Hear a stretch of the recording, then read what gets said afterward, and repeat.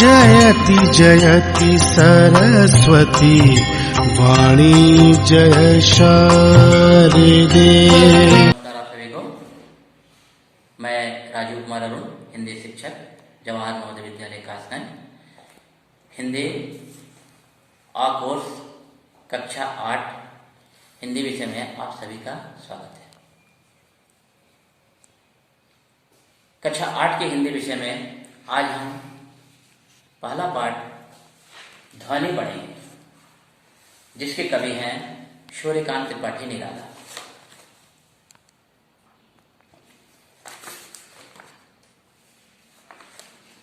ध्वनि कविता एक बार मैं पढ़ के सुना रहा हूं। अभी न होगा मेरा अंत, अभी अभी ही तो आया है मेरे मन में मृदुल वसंत। अभी न होगा मेरा अंत, हरे हरे ये पात, डालियां कलियां कोमल घात, मैं ही अपना स्वप्न मृदुल कर फेरूंगा निद्रित कलियों पर, जगह एक मत प्रत्युष मनोहार। पुष्प पुष्प में तंद्रालस लालसा खींच लूंगा मैं, अपने नवजीवन का अमृत सहस्र खींच लूंगा मैं। द्वार दिखा दूंगा फिर उनको, है मेरे वे जहां अनंत, अभी न होगा मेरा अंत, अभी न होगा मेरा अंत। कवि कलियों और पुष्पों के माध्यम से सूर्यकांत त्रिपाठी निराला ने देश के युवाओं को चुस्त और जागरूक बनाना चाहा। प्रस्तुत कविता में कवि के अंतर्मन की आवाज प्रकट हुई है।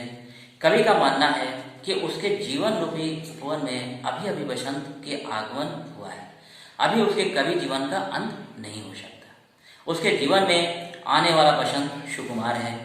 जिस प्रकार बसंत के आगमन से प्रकृति हरी भरी होती है, कलियां खिलकर पुष्प बन जाती है, प्रकृति में मृदुलता और कोमलता छा जाती है, उसी तरह उसके जीवन में भी खुशियां छा गई हैं। कवि प्रभात काल में अस्थायी कलियों पर अपना कोमल हाथ फेरकर उन्हें प्रातः काल का संदेश देना चाहता है। स्वयं कवि अच्छे काम करते हुए देश के युवाओं को रचनात्मक कार्यों की ओर उन्मुख करना चाहता है। वह युवाओं में व्याप्त निराशा एवं आलस्य की भावना को खींचकर उनमें उत्साह भर देना चाहता है। इससे युवा आने वाले लंबे समय तक अच्छे कार्य करते रहेंगे। कवि अपने जीवन के अनंत अर्थात कर्तव्य भावना तथा सौंदर्य को बसंत में फैले सौंदर्य की भांति चारों ओर बिखेर देना चाहता है।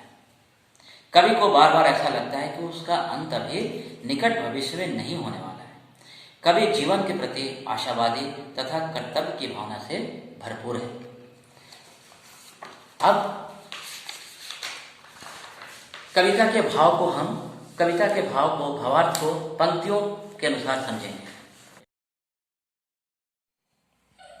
पाठ है कविता ध्वनि लेकर, कवि है सूर्यकांत त्रिपाठी निराला। अब हम कविता की कुछ पंक्तियों को पढ़ के उसके भाव को समझेंगे। आप छात्र अभी ना होगा मेरा अंत, अभी अभी ही तो आया है मेरे मन में मृदुल वसंत। अभी ना होगा मेरा अंत, हरे हरे ये पात, डालियां कलियां कोमल गात, मैं ही अपना स्वप्न मधुर कर फेरूंगा निद्रित कलियों पर, जगह एक प्रत्युष मनोहार। बहुत बढ़िया। अब इस पंक्तियों के हम भाव समझेंगे। ठीक है। कवि का मानना है कि अभी उसके जीवन का अंत नहीं होगा, अभी अभी तो उसके जीवन में सुकुमार बसंत का आगमन हुआ है। जिस प्रकार प्रकृति में बसंत के आते ही चारों ओर हरियाली छा जाती है, नाजुक शरीर लिए डालियां और कलियां सुंदर रूप में खिल जाती हैं, चारों ओर प्रकृति में कोमलता, मृदुलता और सुंदरता दिखाई देने लगती है, वैसे ही हमारे जीवन में भी अपने कार्यों द्वारा रस फैलाना चाहता है। वह अपने स्वप्न भरे कोमल हाथों को अस्थायी कलियों पर फेरकर उन्हें प्रभात के आने का संदेश देना चाहता है। अर्थात अपने जीवन का आलस्य, निराशा और बाधाओं को दूर भगाना चाहता है, ताकि नए कार्यों के लिए हम अग्रसर हो सके। दूसरा स्टेंजा,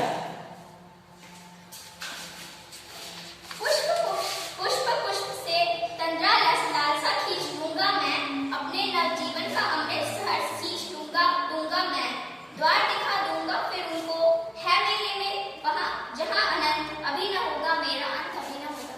बहुत बढ़िया। इस पंक्ति में कवि कह रहे हैं कि कवि फूलों की उन्नीली आंखों में आलस हटाकर उन्हें चुस्त और जागरूक बनाना चाहता है। वह अपने जीवन के अमृत से उन्हें सींचकर हरा भरा करना चाहता है। अर्थात कवि अपने जीवन में नौ प्राणों का संचार करके नई शक्ति के साथ नवीन कार्यों की ओर अग्रसर होना चाहता है। उसका मानना है कि उसका अंत अभी बहुत दूर है, उसे जीवन में बहुत कार्य करने हैं। कवि प्रत्येक फूल से उसका आलस प्रसाद छीनकर उन्हें चिरकाल तक खिले हुए देखना चाहता है, अर्थात देश की युवाओं को जगाए रखना चाहता है, ताकि वे अनंत काल तक खिलकर अपनी आभा बिखेरते रहें। यानी हम अपनी ऊर्जा उत्साह को दोगुने उत्साह से किसी अन्य रचनात्मक कार्यों में लगाएं। वास्तव में कवि अपने जीवन की आभा, सुषमा व कर्तव्य भावना को यशस्वी बनाकर बसंत के हरियाली की भांति चारों ओर बिखेरना चाहता है। वह अपने अदृश्य व अनंत में सप्राण भेंट करना चाहता है और अपना अंत नहीं चाहता है। इस तरह हम देखते हैं कि कवि ने छोटी सी कविता में युवाओं का किस प्रकार आह्वान किया है, उसमें ऊर्जा और नई खोज और क्रांति का संचार करने की बात कही है। अब हम शब्दों को देखेंगे। पुस्तक में जो शब्द दिए गए, पत्ता, पेड़ों के पत्ते, गाद, शरीर, नेत्र, सोया हुआ,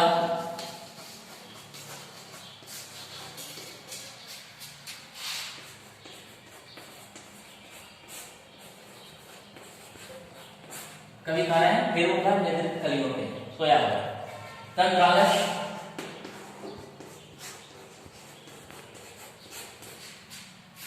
नींद से अलसाया हुआ,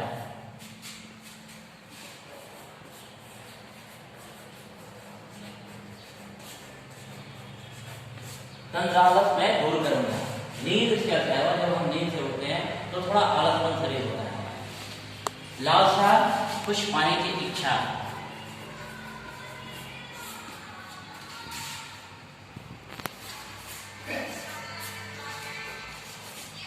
कुछ पाने की इच्छा। तो इन शब्दार्थों को हम पढ़ के आप एक बार फिर से समझ लेंगे और इसको दोहराएंगे।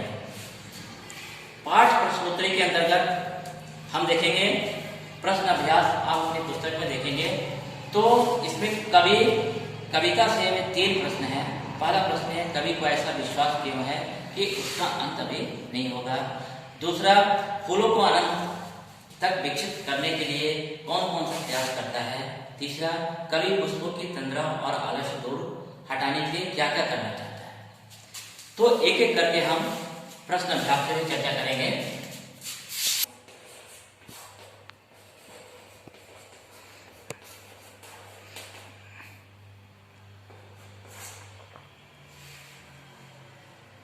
सीधे उत्तर लेंगे। पहले प्रश्न का उत्तर हम समझेंगे। पहला प्रश्न है, कवि को ऐसा विश्वास क्यों है कि उसका अंत अभी नहीं होगा।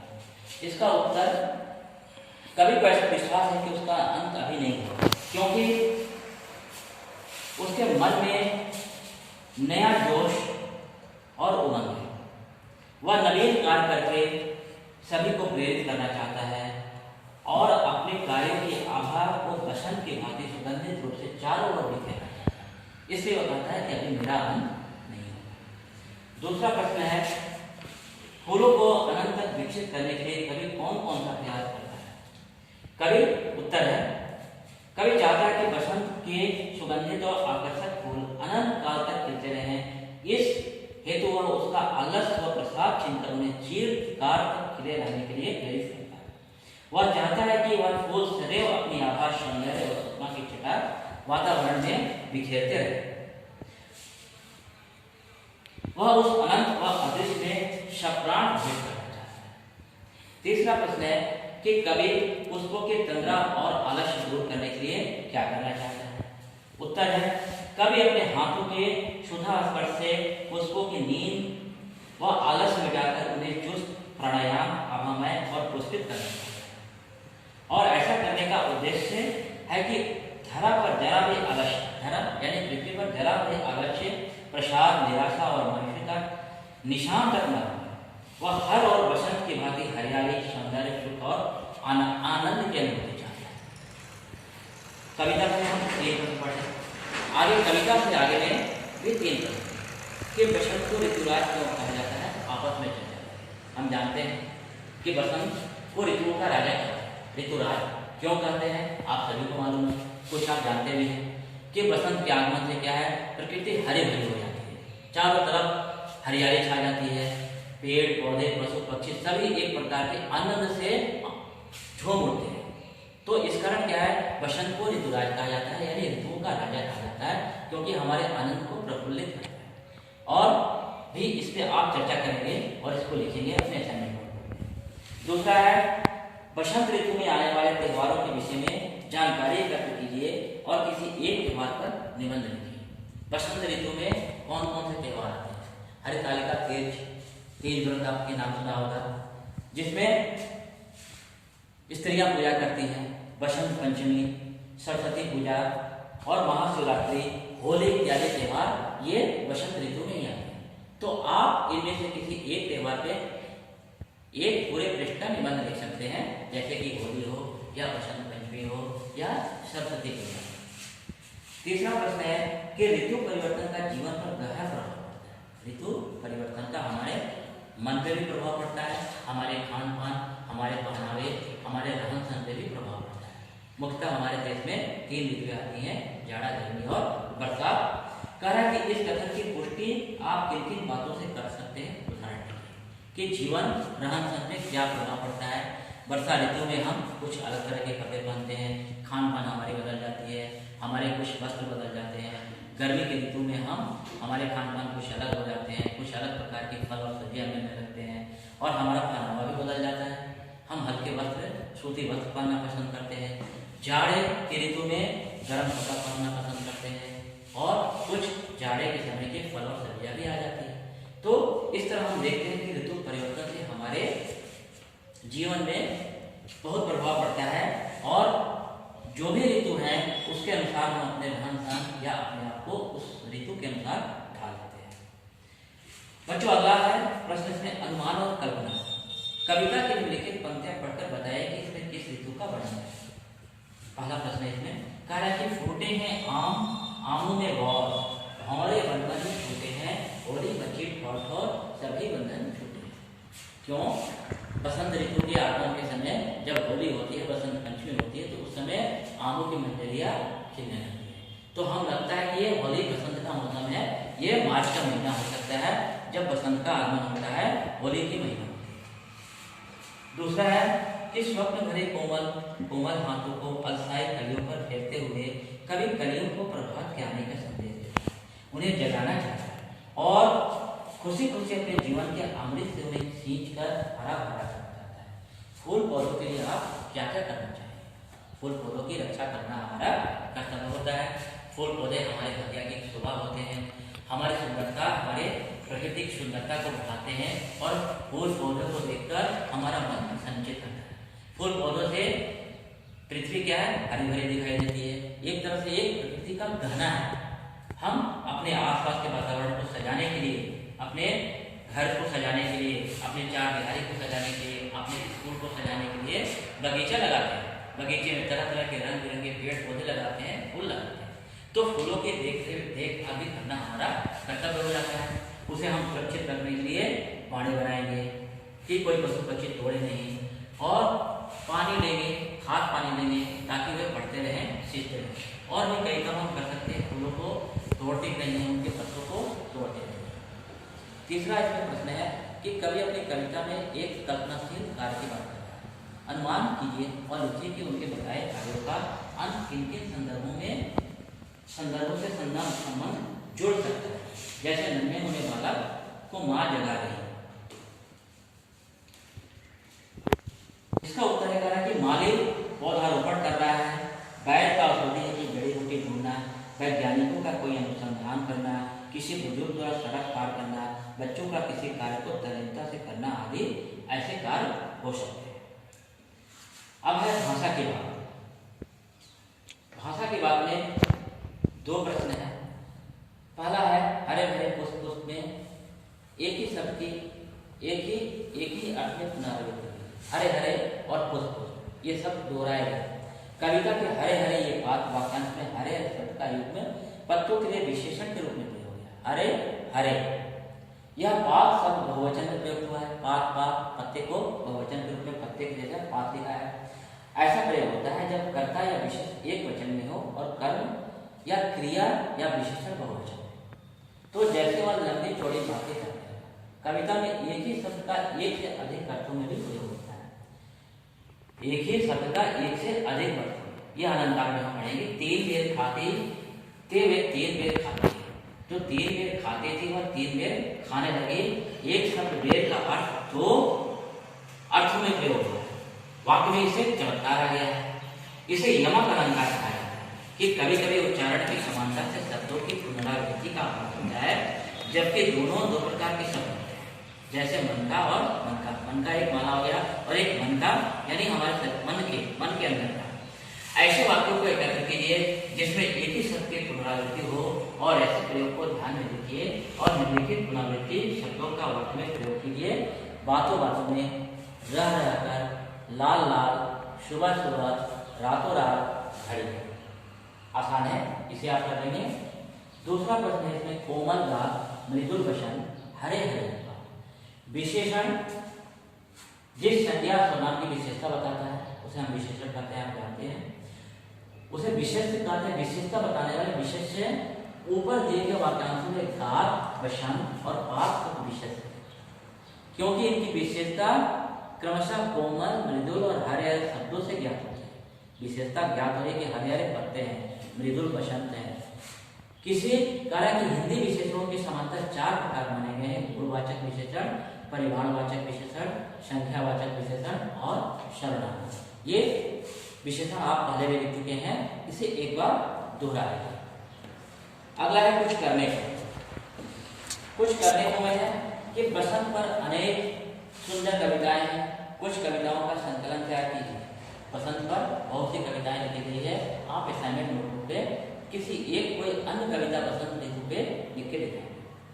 दूसरा है शब्दकोश में बसंत शब्द का अर्थ देखिए और शब्दकोश में शब्दों के अर्थों के अतिरिक्त बहुत से अलग अलग की जानकारियां भी मिलती है, उन्हें अपनी कॉपी में लिखिए।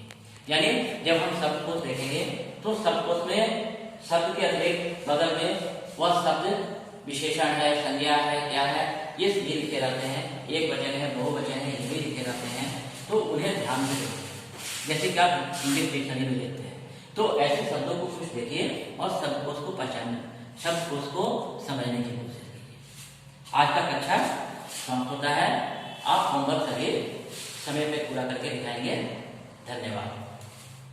जयति जयति सरस्वती वाणी जय शारदे।